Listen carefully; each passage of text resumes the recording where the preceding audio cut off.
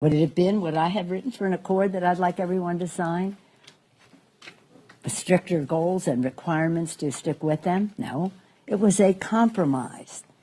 And again, I come back to Monday being President Kennedy's 100th birthday. I was at his inauguration when he said, what you all know to the citizens of America, ask not what your country can do for you, but what you can do for your country. You remember that? You don't remember it, but you remember reading it in the history books. I remember it because I was there as a student. It's your history to you, it's my youth. But the next sentence, and this is the point, the very next sentence in the speech, the president says, to the citizens of the world, ask not what America can do for you, but what we can do working together for the freedom of mankind. And that working together, that lack of condescension, that presence of respect, working together, is sorely lacking in the statement that the president made yesterday. And on this score, since there may be questions on other subjects now, I would just say this. When we had the vote on the omnibus bill in December, I voted against it. You know why? Because it was pathetically meager in addressing the needs of coal miners in our country. Now, I'm not an advocate for coal. I think it degrades the environment. But I am an advocate for coal miners. This administration loves coal but rejects the coal miners. If you go to my office right now, you'll see a statue of a coal miner there that my father gave me that was in his office when he served in Congress and has been in mine since I've been there. Finally, in this last bill, we did something about coal miners' health care, but we still haven't honored our responsibilities to them for pensions. So when the president talks about coal, it's like, what, if you really care about those workers, you would have insisted that the Congress meet the responsibility, the promise that has been made to them many years ago when President Truman was president. So it's so inconsistent. It's really hard. On the one hand, on the very same day the president's saying, I'm doing this because I promised I would do it in my campaign, he's issuing a waiver on moving the capital from Tel Aviv to Jerusalem, which he said in his campaign that he would do on day one. Is he telling us that day one in his administration has not come yet?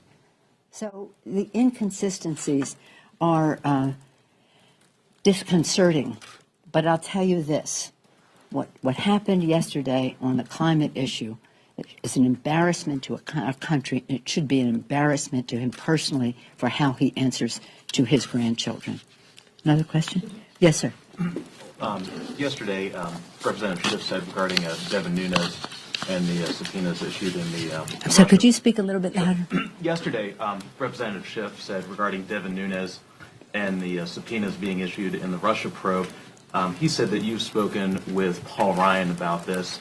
Can you tell us about your discussions and your concerns about Devin Nunes' continued role in the probe? Well, I probably won't share the entire conversation. I have conversations I've had with the Speaker on this subject. And let me just put it in this context. The Intelligence Committee is a small committee of the Congress. The leader and the Speaker and the leader, appoint those members. They're not subject to any approval by the rest of the Congress. It is our appointment. We deputize people to serve in the interest of our national security, and to do so with integrity, patriotism, and in the most apolitical way possible. The behavior of Nunes, whatever we're calling him, chairman, recused, unrecused, I didn't mean recused when I said and gave you the impression recused, whatever that loosey-goosey is beneath the dignity of being a chairman of the Intelligence Committee, which has special status. The chairman and the ranking member, be they Democrats or Republicans, the chairman and the ranking, have special status, special access. So if he recused himself on subjects Russia, then he shouldn't be having access to documents relating to subject Russia, and he shouldn't be issuing separate subpoenas, attaching them to bipartisan subpoenas that were issued this week. So my dismay, my objection has been conveyed to the Speaker on more than one occasion. To follow up on that, I mean, does he seem concerned as well, or is he fine with this? You have to ask him. But it all comes back to him because this is his appointment. And his appointment acted in a way that was weird. I mean, it was irresponsible, but it was weird when he did what he did, going to the Ubering to the White House, this, that, and the other thing. And then for him to give a, did you think he had recused himself? The press had some attitude that he had separated himself from the Russian investigation, but it hasn't. And then really, in all fairness to Mr. Conway, who now has that responsibility, he should be the one who has that access and that regard as the top Republican, really a very important position in terms of the intelligence gathering for our country. So, no, I have conveyed that. You'll have to ask him. But really, it all comes back to the Speaker. It's his appointment. Yes, ma'am. On another subject, Hillary Clinton said today that she thinks it's possible Democrats could retake the House in 2018 and said she was helping in that effort. Is she a good messenger for the Democratic Party in 2018? Well, you know what? There are going to be all kinds of messengers in this, and as with our great and diverse state, some people will be more helpful some places than others. But I didn't hear that. You're telling me now that she says she's going to be helpful, and that would be great.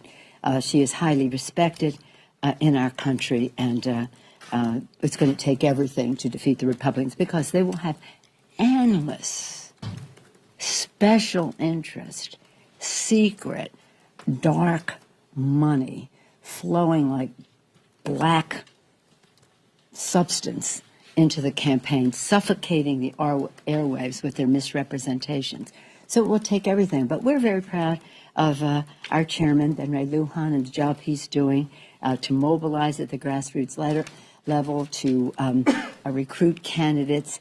And there's something happening in our country beyond politics. It's about the spontaneity and the organic nature of people coming forth and seeing how public policy affects their lives.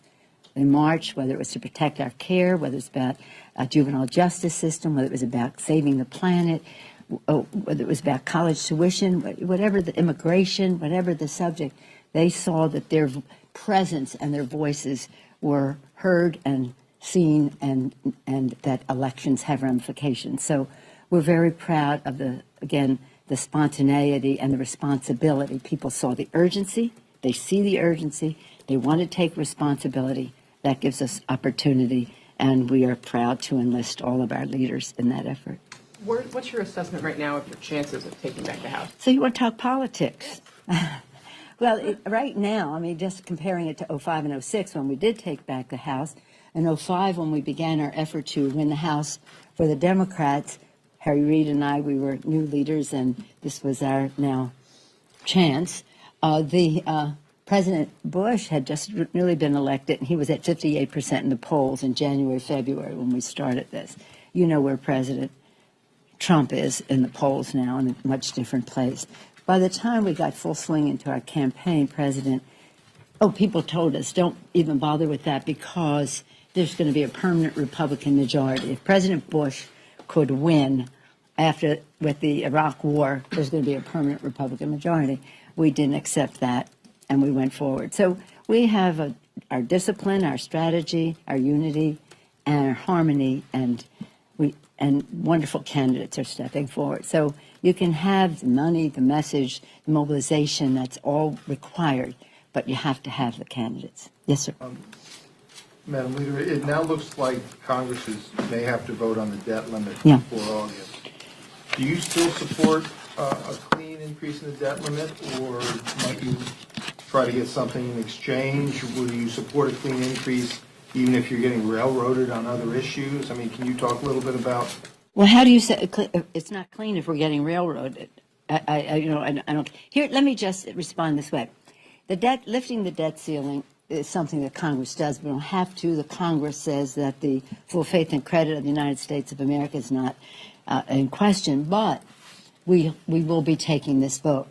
I don't have any intention of supporting lifting the debt ceiling to enable the Republicans to give another tax break to the wealthy in our country, to further exacerbate the challenge that is created when they have their trickle-down economics.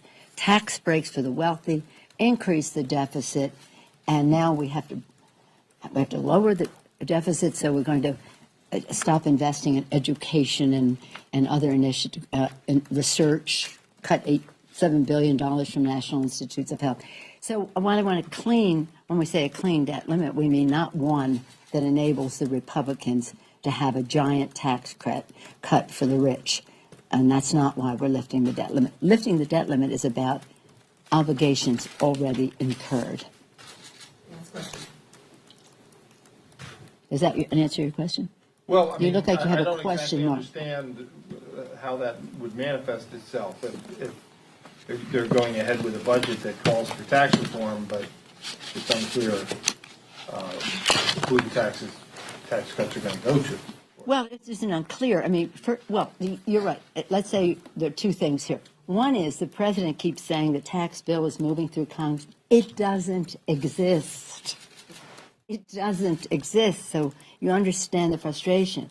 It doesn't exist. There is no tax bill moving through Congress.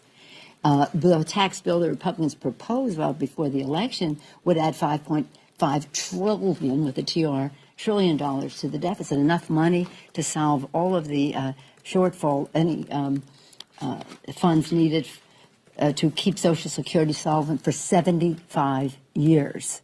But they want to use it as a tax cut for the rich. So if they come in and say, we're giving a big tax cut to the rich, we're throwing a few crumbs to the middle class, and we're calling that a tax cut, well, that's not what we're lifting the debt ceiling to do. So that's a completely, it should be a different subject. We should be working together in a positive way to put together a tax reform for simplification, for fairness, lower the corporate rate, close special interest tax loopholes and the rest, and do so in a way that creates growth. And I say to my members when you go into the meeting, be agnostic. Wherever the good ideas come from, we embrace them. If they grow the economy in a way that increases the paycheck of America's workers and reduce the deficit. What they're proposing is not going to reduce the deficit. It's only going to give tax breaks to the rich and increase the deficit. And that's not any reason to lift the debt ceiling. And the last question, yes, sir. Unrelated or related to Andrew's question, outside experts like the Bipartisan Policy Center say that there's actually enough room to run still under the borrowing, under the debt ceiling until October, November. But OMB Director Mulvaney has said that they want you guys to do it by August. A, do you believe that it has to be done by August? And B, will the Democrats help raise the debt ceiling before you're given a concrete drop-dead date? Well, I don't know who you're using as a reference for October and that. Bipartisan Policy Center. Okay. Well, everything we're hearing is that it should probably be done before we leave the end of July so that it could be ready for September, because it could happen in August. One of the reasons, my understanding is, again, is that we need to do it sooner is because many people are thinking, many entities in our country are thinking they're going to get a big tax break from Trump for next year, President Trump for next year, and the Republicans in Congress. And so the revenues are not coming in as fast this year as they should. In other words, part of when this happens is how fast the revenues come in, how much the revenues come in.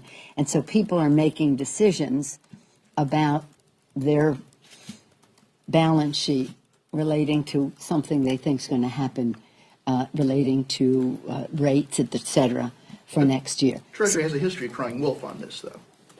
Yeah, but it doesn't make it. You might as well do it in a way that be in front of it instead of behind it.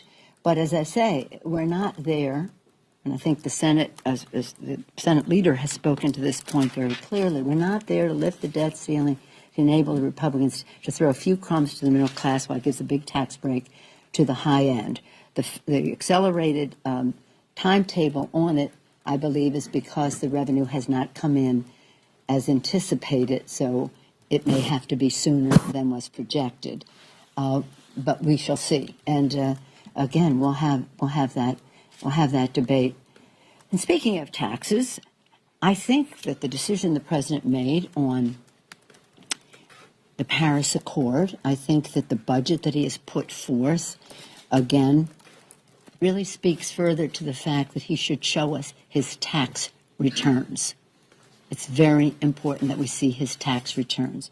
It relates to the Russia. What do the Russians have on Donald Trump politically, personally, and financially that he won't show us his tax returns to give us some? Maybe that would clear up the issue, or maybe it'll be a path to some other questions. So show us your tax returns. We talk about lifting the debt ceiling. We talk about tax returns. We do know that what he proposed, what he was talking about before, would have given him a tax break of $30 million on the year that he has revealed his tax returns. A tax break of $30 million. Show us your tax returns. Anyway, we come back to the fact that something very different happened yesterday. I've been telling my members this is really about policy. It's not about personality. It's not about tweets. It's not about how much sleep somebody gets at night and how balanced they are the rest of it. It's not about any of that. It's about difference in policy. And that manifestation comes in the form of a budget, and it comes in the form of decisions like the Paris Accord. And this is something that is about the children. It's about the children and the responsibility we have to them. I think that the president was irresponsible to the children. Thank you all.